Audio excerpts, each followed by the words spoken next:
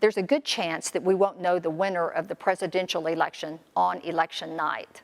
That would be a big change for many Americans who have become accustomed to going to bed with a pretty good idea of the victor. We have to prepare for the very strong probability that an election unlike any other we have ever had might take a little longer to accurately count with integrity, said David Becker, Executive Director and founder of the Nonpartisan Center for Election Innovation and Research, in a recent article for the Wall Street Journal. He went on to say, more time being taken to report results is not an indication of a problem. Because of concerns of exposure to the coronavirus, an unprecedented number of citizens are choosing to vote by mail this year, and mail-in ballots take longer to count. Layered on top of that is the fact that some state laws prohibit the counting of mail-in ballots until Election Day. This is a good reminder that in America, though we are voting for national leaders, we don't have national elections, but thousands of local ones in which procedures are prescribed by state law, then carried out by county officials. In Texas, we have 254 counties utilizing a variety of balloting methods from machines to paper ballots. The many recent reports of delays in learning election results made us curious. So tonight we ask, when will we know? I'm Becky Ferguson, and this is One Question.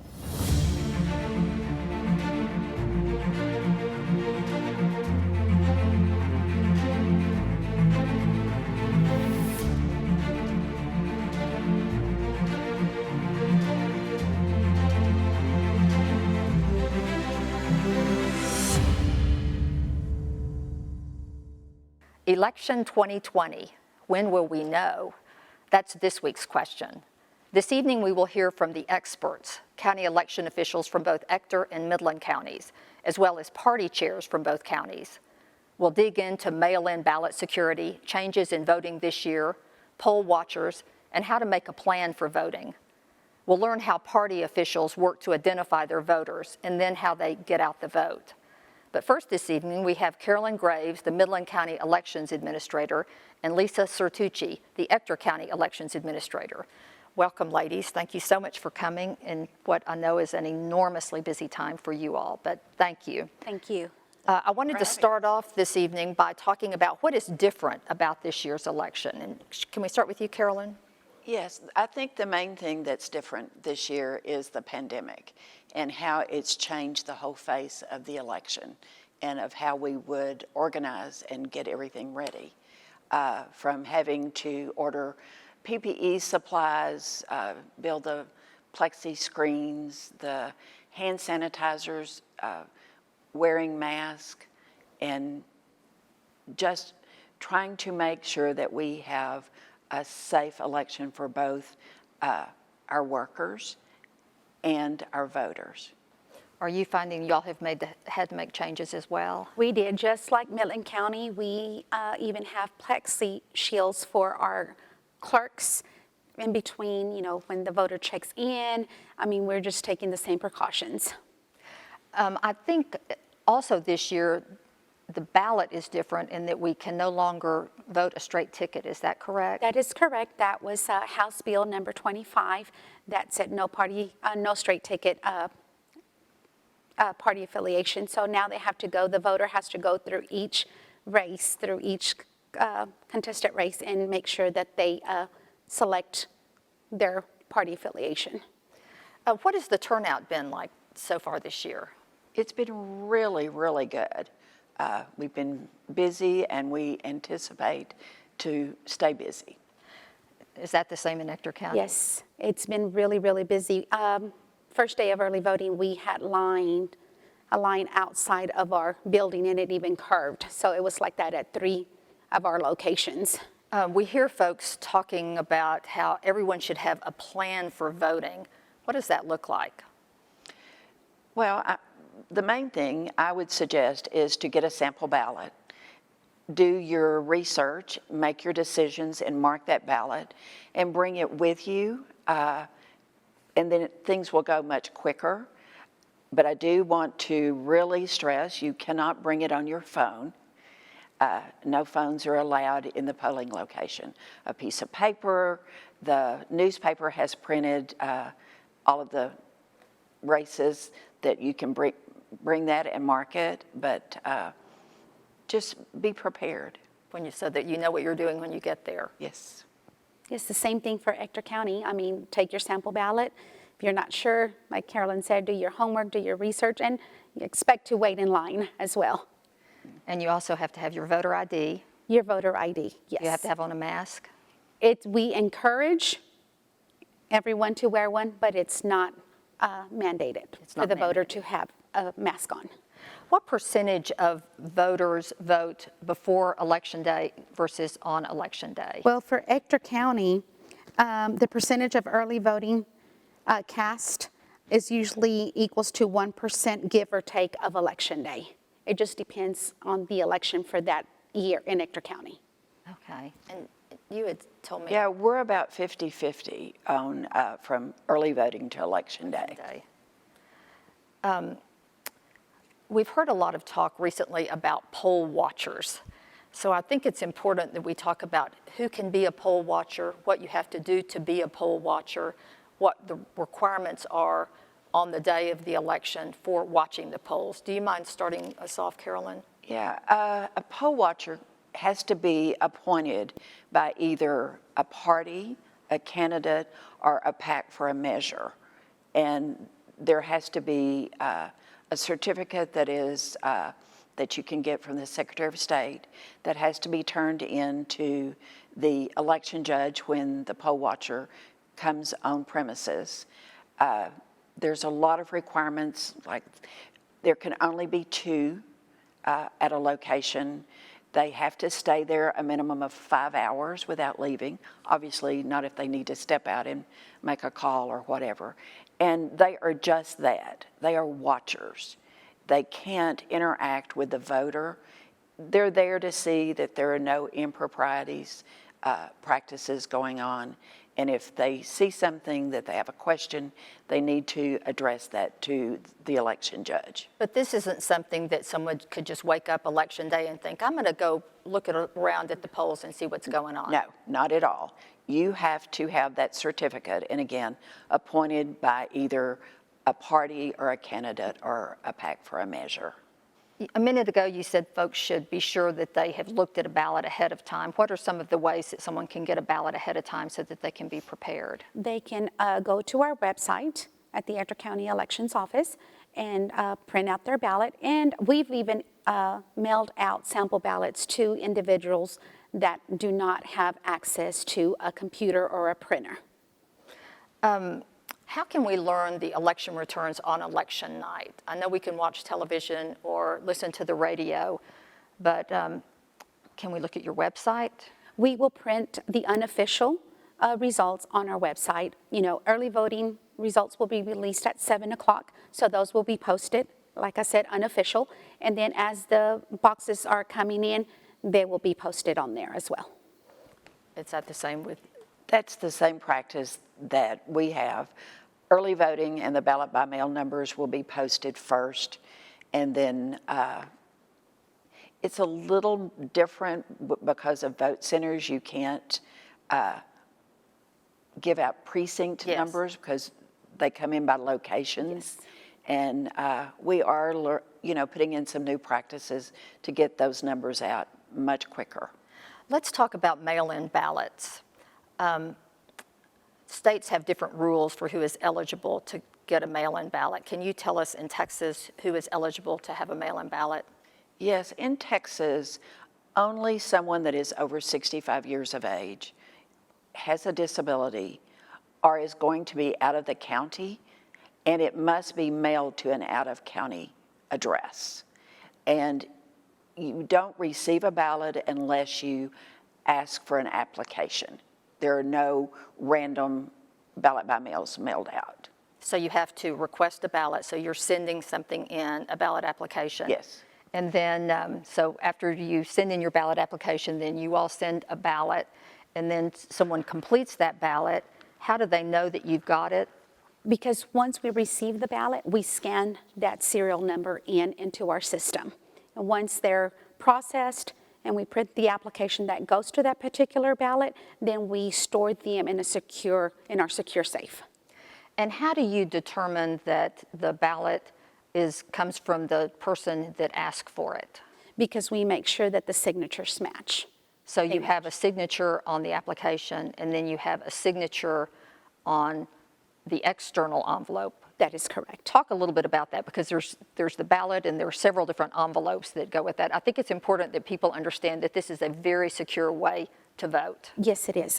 Once you receive your ballot, you're going to receive a lot of information regarding your mail ballot, not to give your ballot to anyone to go take it to the mailbox, to the post office for you.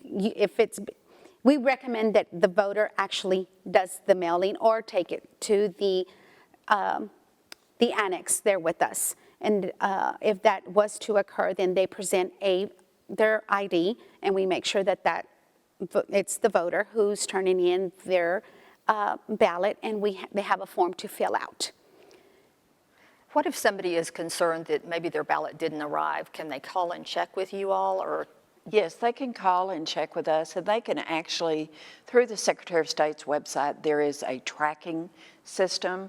There's a code for each step of ballot by mail, from when you request it to when it's mailed and then when it's received. So they can, if they want to, but we're always happy to look it up for them and let them know that, yes, we've received it. And do you have the deposit box at the annex where somebody can deposit there, or should they only mail it? We do have it. The governor has said for this election only that any time that you can hand deliver your ballot by mail. But the voter has to bring in their own ballot. They have to bring in identification. There's a form that they have to sign, and we show what their identification was. It also says who accepted that ballot and what date and time.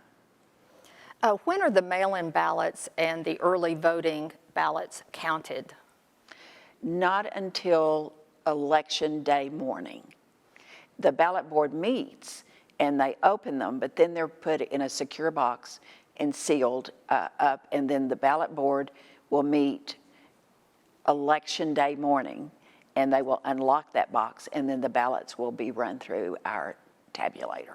And that's how you know at 7 o'clock what those numbers are. Yes. But it's still not, it's not even input in the system until 7 o'clock. 7 o'clock. How do you make sure that an ineligible voter doesn't cast a ballot? Well, when a voter goes to go vote and they check in and they don't find them in the system, they call the office, and we make sure that that voter's not there. We look them up by date of birth, last name, first name, address. If for some reason that voter's not in the system, if they didn't meet the deadline for them to get registered, then we offer them a provisional ballot. We don't turn a voter away. We try to make sure that they're comfortable, that they understand, and we go through all the process of the provisional.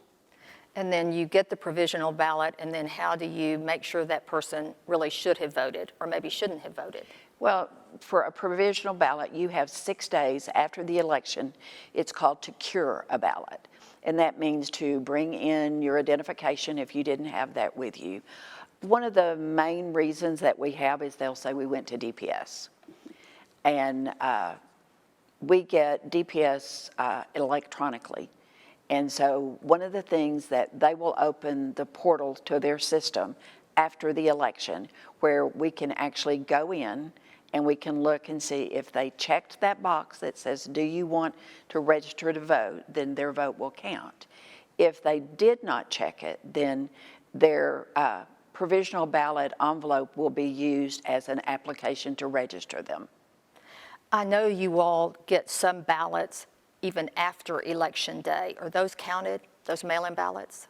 The ballots, the deadline is Election Day, but about 2 years ago, they changed where if you go, we go to the post office the day after, and if they are postmarked Election Day, those count. And then we have the, they're called FPCA, which is the Federal Postcard Application, which that is for overseas civilians and the military, both foreign and domestic, they have an additional 6 days to get their ballot in. So you'll have some ballots kind of dribbling in after Election Day? Yes. Yes. That's why, as Lisa said, it's an unofficial final. Okay, and now the question of the hour is, when will we know the election returns? Well, the returns, I mean, like I said, it'll be, after the 6 days, if there's any FPCAs. And after the 6 days, then we make sure that everything was accounted for. And if there's anything else, then it'll be official after that. But the night of voting, when do you think you will have most of your returns in? I'm Or do hoping you want to that- venture a guess? Well, early voting will be released at 7. So we have 25 vote centers. I'm hoping that by 10 o'clock p.m., everything will be in and counted for, like I said, unofficially. What are you thinking, Carolyn? Well, it's so hard to know Yes. because if they're in line at 7 o'clock, they get to vote. And so if they're still voting at midnight, then we're going to be there. We're going to, yes. And you won't start counting votes until all the boxes are in?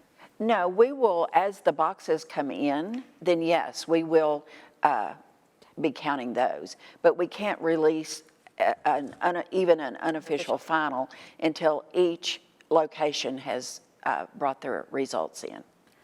Thank you, ladies, both so much for coming. Like I said, I know y'all are enormously busy, and I want to thank you for your time today and also for your service. Thank you. Really, really important. Thank you so much. And up next, a visit with party officials from Midland and Odessa.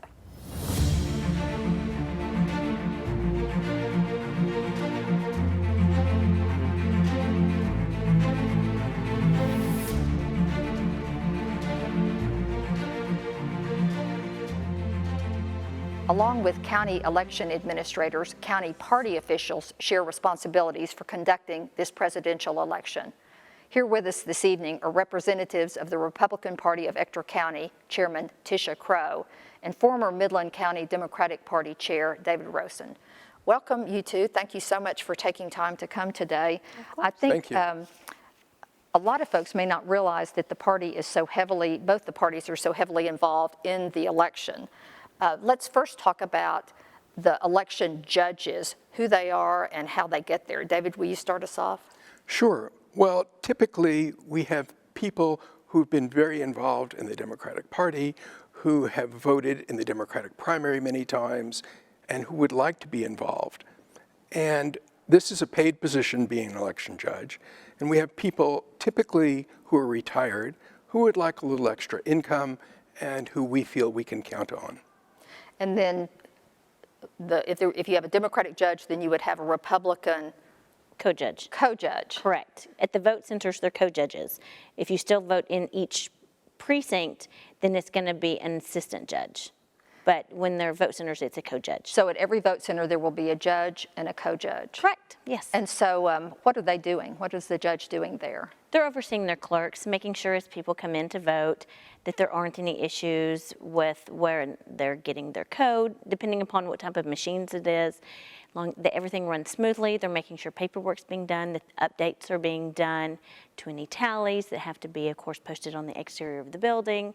There's a lot for an election judge to do because there's a lot of paperwork. I understand the parties are also involved in something called the Ballot Board. Can you explain what the Ballot Board is and what it does? Sure. The Ballot Board initially, when you the very first started the season, you're going to simply be opening ballots. First, what you do is compare that request. So everyone, if I'm 65 years of age and I'm going to be out of town, or I know I'm having surgery and going to be in the hospital, whatever the issue may be, if I request a mail-in ballot, then I'm going to have to sign something stating that I am who I am and I do need to vote by mail. And when I send that in, they will then send me, whether it's a primary or general or both, depending upon how it's going, then they will send me my ballot. I will cast it. I will then fold it, stick it in the envelope, sign the exterior envelope, and mail it in. When that comes into the Ballot Board, we compare those two signatures, as you discussed earlier, that request and the back of the envelope. That's the initial step of the Ballot Board. And it's an important step of the Ballot Board. And is the Ballot Board made up of party officials? Not party officials necessarily, but again, people who said they would be willing to do it just as if they had been an election judge or alternate judge. And so typically it is not the party chair, because the party chair has so much to oversee, but it's usually an equal number of Democrats and Republicans. That are opening the mail-in ballots. Yes, So it's a good check for everyone. it is. At the end of the day, at the end of Election Day, how are the voting boxes secured and then delivered to the election headquarters? And who does that? Well, there are a number of seals that come with your equipment in the morning. And literally at the end of the night, after you've counted, you've made sure that all the numbers on your counters agree with what you think you've given out, and all the numbers are right, use these seals to seal up the ballot boxes. And that would be the judge and the co-judge that would be doing that? Yes, in Midland, we call that the judge and the alternate judge. Okay. Parties in the counties are just a hair different. Yes, yes. And so, yes, both of those people watch as they seal up, whether one says, here, you do it, or here, you do it. It doesn't matter, because both are watching and everything is sealed up, and it will not be unsealed until it gets to the election administration. Headquarters. Well, in addition to your work on Election Day and coming up to the election, you all also do a lot of identifying your own voters. And can you talk a little bit about how you identify your voters and then how you get out the vote? Well, we get out the vote many different ways. Today, it's very different than it used to be with social media. That's one thing that's come into play and that parties are starting to use more and more. It's changed the face of politics a great deal. It's interesting. It makes it more fun in some ways and more challenging for those of us who aren't as good at social media, but it is a way that we identify voters. We find people that won't walk into our Republican headquarters offices that way. People who they work very long hours possibly. Maybe they spend a lot of time working out of town. So when they're in town, they just don't have the time to come by. Social media has made it a lot easier for us to identify those people. And we also identify, we do mail outs, we try and, in past years, we've even had a Get Out the Vote event with Mailin and ector Republican parties have gotten together and held a press conference with different elected officials that represent us both. For example, Congressman Conaway. And we've tried to just let people know how important it is that they cast their ballot. David, I think your chair had told me that you all had been identifying voters for 2 years. Can you tell me how you went about identifying them and then how you go about making sure they get to the polls? Sure. Well, there are publicly available lists of who voted in which primary. Mm-hmm. And so that's where we start. We have a list of who voted in the Democratic primary. We also have a list of who voted in the Republican primary. And I'm sorry, but we don't want to waste our time calling people who vote consistently in the Republican Party. Right. We want to get out our voters. So we call, we text, we email voters as we can. We ask them who we've identified to speak to their family and make sure their family and friends, if they're interested in voting Democratic, that they get out and make a plan to vote. What does that mean when you talk about make a plan to vote? Well, I don't know if you've been around town on the opening day of elections, Becky, but there's long lines in the polling places, and you may not have the time or energy to stand in line for 45 minutes or an hour and a half. And so if you might think, well, I'm going to vote on Election Day. Well, it's only going to be longer then. Now, happily, this year we have almost 3 full weeks of early voting. And so if you think you want to vote on the 2nd or 3rd or 5th day of early voting, that might be a good plan because the big crush will usually be at the beginning. So you think about what time of day you want to go, make sure that if you're going at a lunch hour or dinner hour, you're prepared with a snack in case it's going to be a long line. Long day. How do you follow up after you have urged somebody to vote? How do you follow up to make sure they actually do it? In past years, we've had some candidates who actually come in and sit in headquarters and phone bank and call if they have a specific list that they've worked on in particular. We send text messages often. That's one of the things that we prefer to do in Ector County is we use the text messaging a lot. We don't do as much of email. We can, but that's not something that we typically do near so much. We rely a lot on phones, word of mouth, social media, but we do a lot of the texting as well. Just a reminder, we know you said you were going to get out and vote because every day you can get a list of those who have voted. And so you can follow up. Absolutely. You can clarify and make sure, okay, I know they plan to get out and they haven't done so. So we need to give them a gentle reminder. A gentle reminder. Gentle reminder. Well, thank you all so much for coming in. I know this is a busy time for you all as well, and thank you for your dedicated service. Up next, Art Matters.